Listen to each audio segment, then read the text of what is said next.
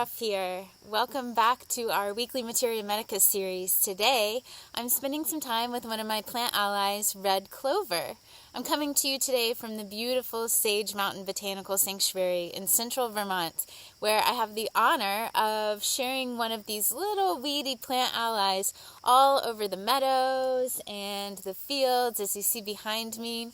I'm excited to talk to you today about some of my favorite ways to work with red clover, how to grow red clover, how to harvest red clover, and just more about this weedy little plant ally that is one of my dearest friends and one of the 20 herbs that we cover in our Roots of Herbalism series. In part because it is such a ubiquitous plant in many temperate climates here in the United States. As a reminder, all of the information that we share with you is part of our Roots of Herbalism series and also should not take the place of visiting your healthcare practitioner should you be dealing with a medical issue.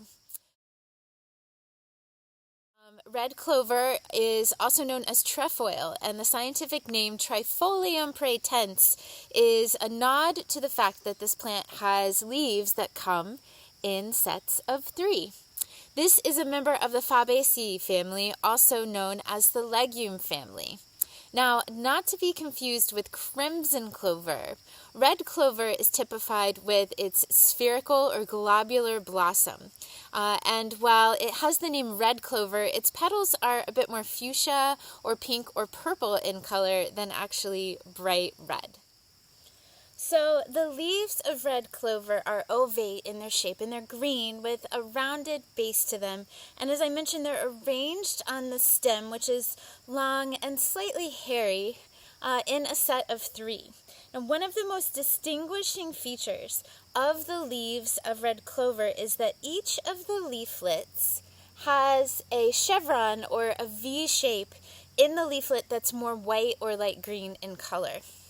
And the blossom sits right on top of the stem. The plants in the Fabaceae family all have a very deep taproot, so that's another thing that you see in common with all of these legumes. The red clover leaves are typified by the set of 3 leaflets on a leaf. That's where it gets its name Trifolium in Trifolium pratense, 3 leaves. And especially you'll notice the white chevron or V on each of the leaflets.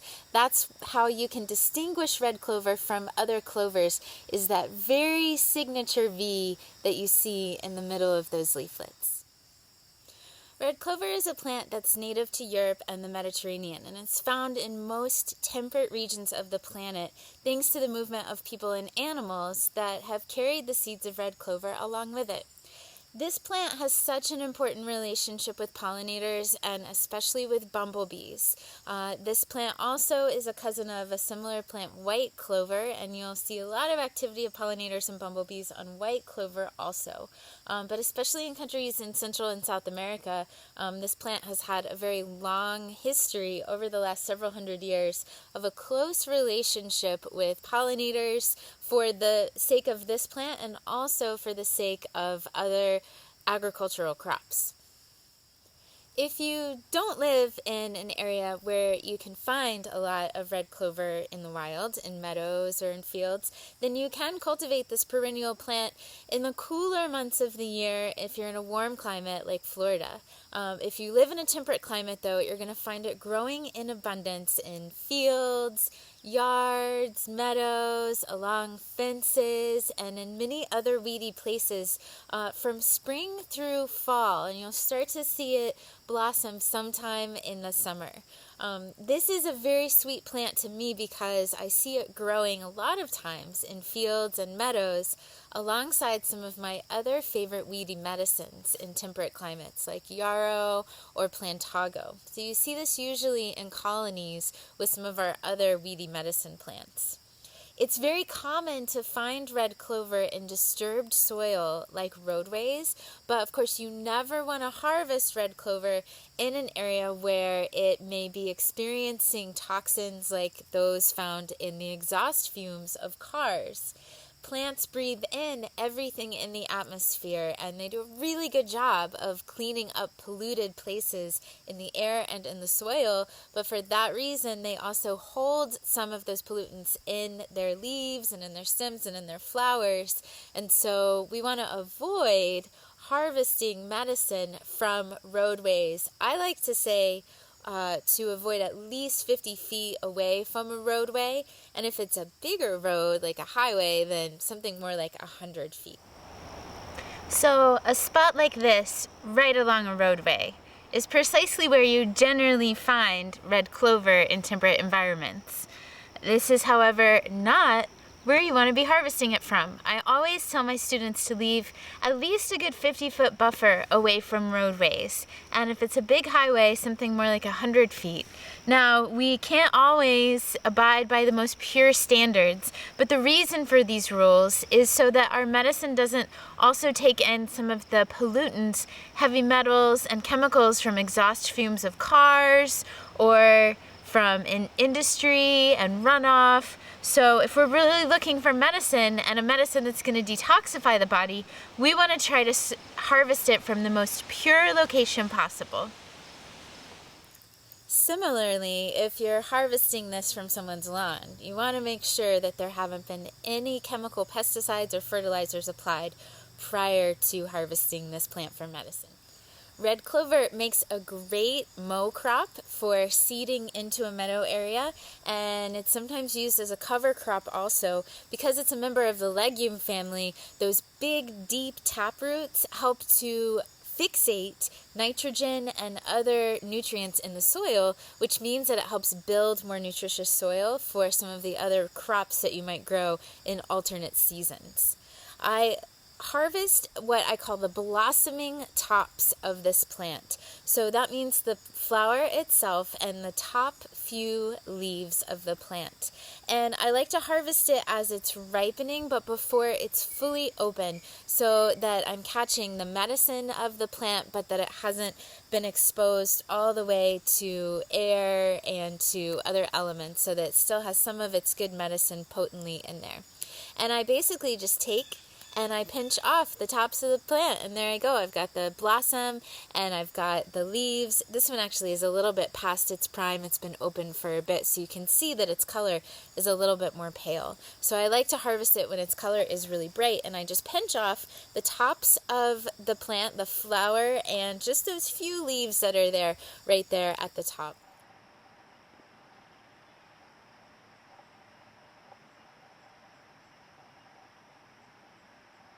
Of course, I don't harvest all the red clover that I see in a particular patch, because I want to leave some for my winged friends, from those pollinators who are so important to this plant and to so many of our other plants.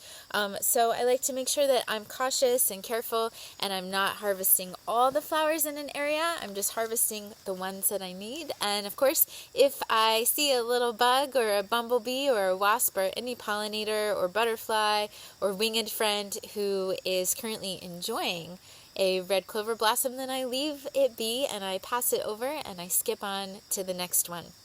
Like a lot of our plants, if you pinch off these flowers, you encourage new growth. So earlier in the season, you can pinch off and harvest those blossoms of red clover, and that will encourage more blossoms to grow so that you can continue to collect. I usually get a good 3 or 4 harvests off of a single patch of red clover every season in a temperate climate. So a lot of herbalists like to harvest the blossom of this plant in the morning while there's still some dew on the petals. This is said to help retain the pink color of the flower in the drying process. If you harvest this flower in the afternoon after that morning dew has evaporated, it might more likely turn a little bit brown or pale in color while it's drying. And in either case, my experience has been that this plant can be somewhat sensitive while it's drying.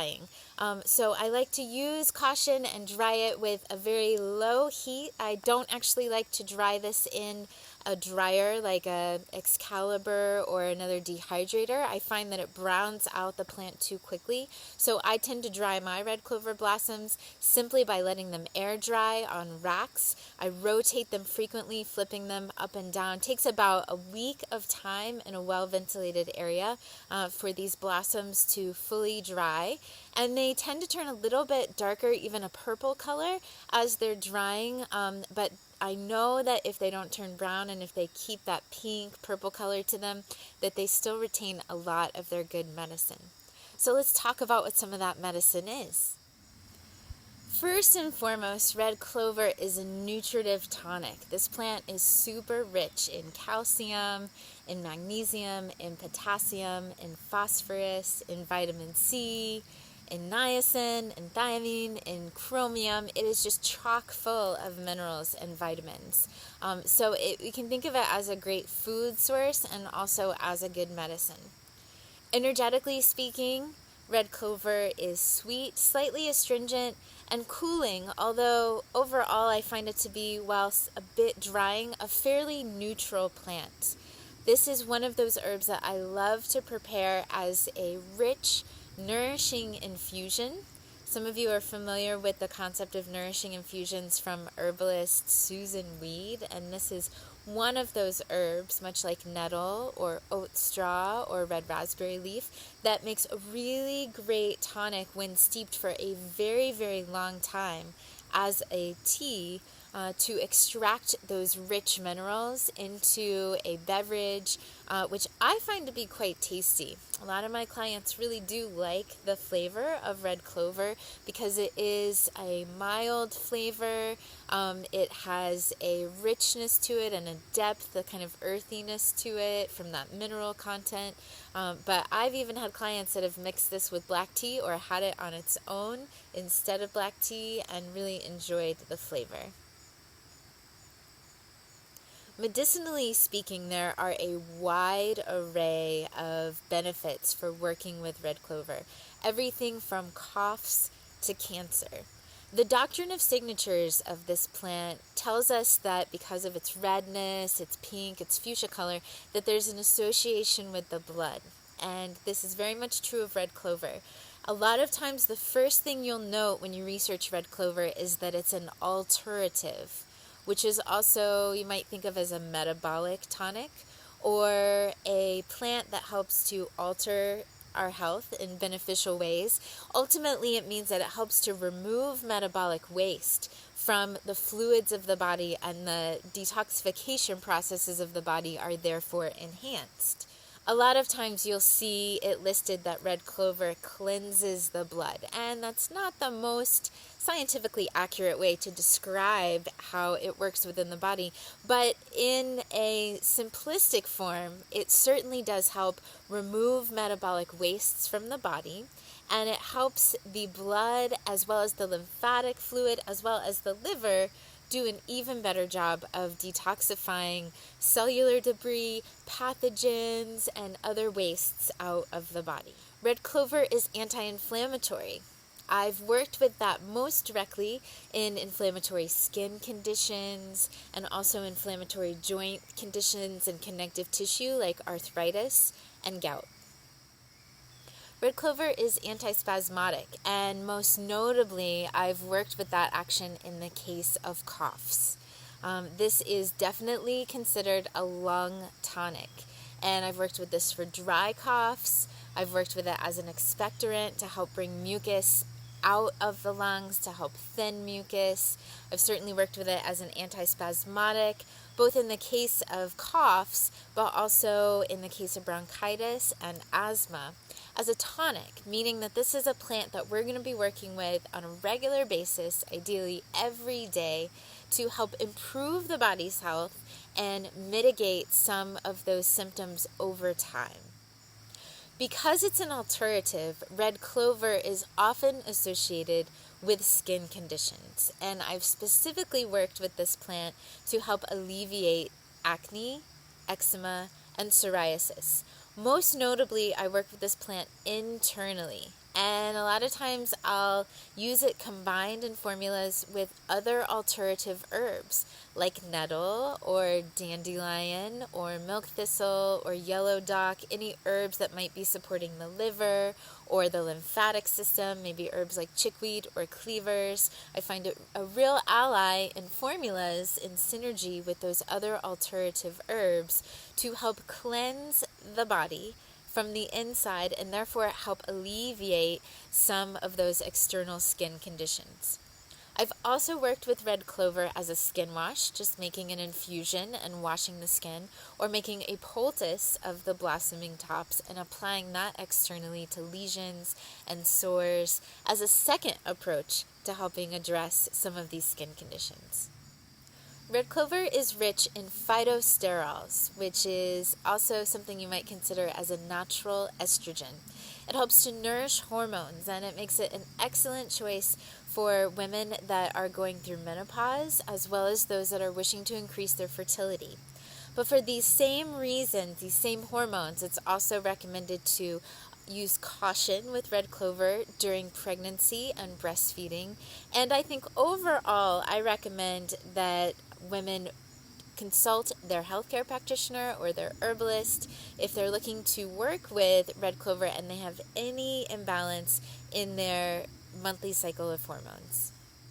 Red clover is often associated with formulas to help address cancer. Now, cancer overall is not something that we can talk about easily in a 10 or 20 minute video, and I recommend that everyone consult their herbalist or their healthcare practitioner to explore how herbs might be useful in a protocol for cancer. But historically speaking, because this is an herb that's an alterative, it's helping to support the lymphatic system, which is totally inundated with lots of extra work, especially when we have cancer cells growing inside the body.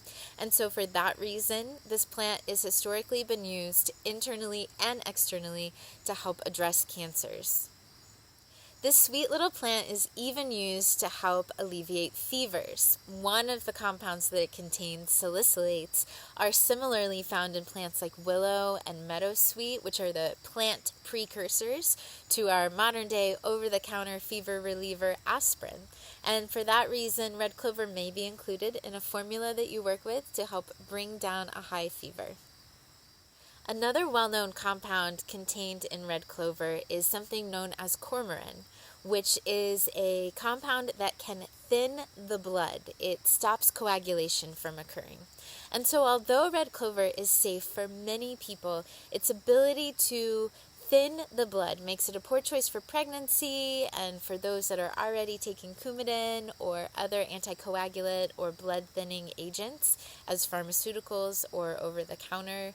And I recommend that use of this plant be discontinued anytime that a surgical procedure is taking place, leaving a space of time for the body to readjust prior to that surgery so that there are no additional risks of excess bleeding.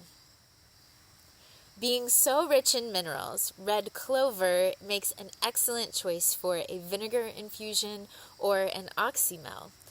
Vinegars are a great menstruum with which to extract minerals and use on a daily basis in a more concentrated form than an infusion or than a tea.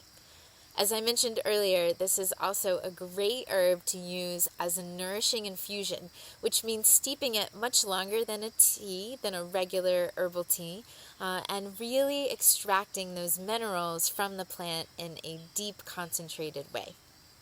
I have also worked with this plant as an alcohol tincture, but keep in mind that the mineral content of red clover and of all of our plants that we work with aren't readily accessed in alcohol tinctures the same way they are water extractions like an infusion or vinegar extractions like an oxymel or an herbed vinegar.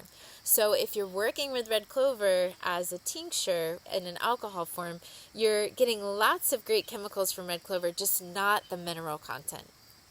I've also used red clover strongly infused in a bath for cleansing purposes as a skin wash, and I've worked with the blossoms as a poultice before.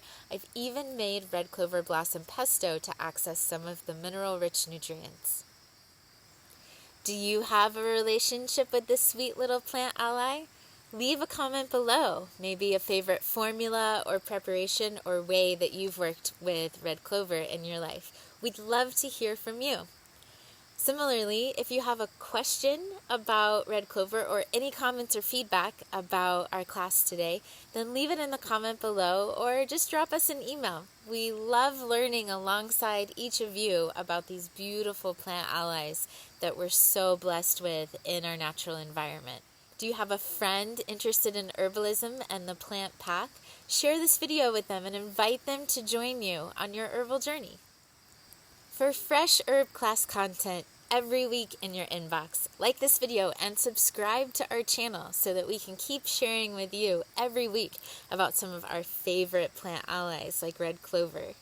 Thank you so much for the honor of sharing your time with me today in the garden. Until next time, may the blossoms of the garden bring you radiant health and peace to your heart. From my garden to yours, many blessings.